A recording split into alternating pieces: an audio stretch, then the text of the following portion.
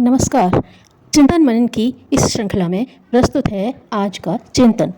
धर्म में विवेक का समावेश अनिवार्य। परम पूज्य गुरुदेव ने बताया कि धर्म तत्व बहुत ही गूढ़ है।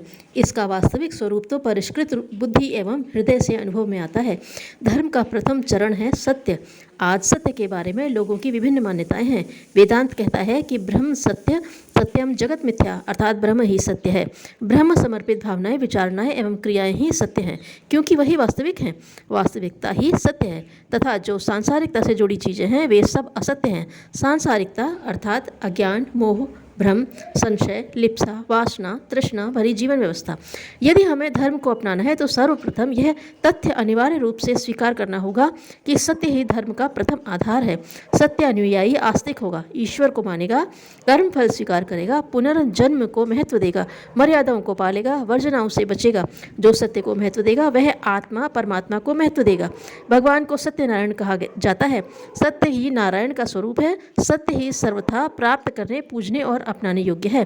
सत्य की महत्ता में उपनिषद कहता है सत्यमेव जयते। सत्य की महत्ता सरल भाषा में कबीर व्यक्त करते हैं।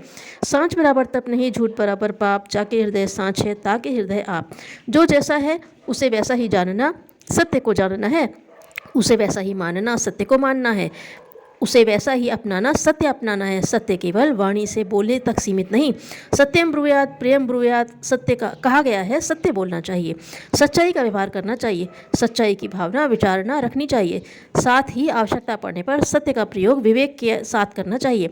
सत्य का स्वरूप छिपाने वाले तीन आवरण भ्रम, स्वार्थ और आग्रह कहे गए हैं। भ्रम हो जाने पर रस्सी सांप दिखती है, स्वार्थ आ जाने पर असत्य है ग्रहणीय हो जाता है, आग्रह बने रहने पर सत्य प्रवेश ही नहीं ले पाता। ये तीनों चीजें सत्य प्राप्ति में बाधक हैं। भ्रम के अंतर्गत जानकारी का अभाव, एकांगी जानकारी, गलत फहमियाँ एवं तत्काल के आकर्षण आदि प्रकरण आते हैं। स्वार्थ में औचित्य को छोड़कर अपने पराये का भाव, व्यापक हित की जगह सीमित का लाभ, दूसरे की प्रतिभा जैसी विभूतियों पर अपनी छाप डालना आदि सम्मिलित है, जिसे संकीर्णता भी कह सकते हैं। आग्रह के अंतर्गत परंपरावश, अभ्यासवश, भयवश, प्रमादवश, अहंकारवश दूसरे पक्ष को न देखने की प्रवृत्तियाँ आती हैं। इसे दुराग्रह भी कह सकते हैं। ये सभी सत्य से दूर रहने वाली प्रवृत्तियाँ हैं।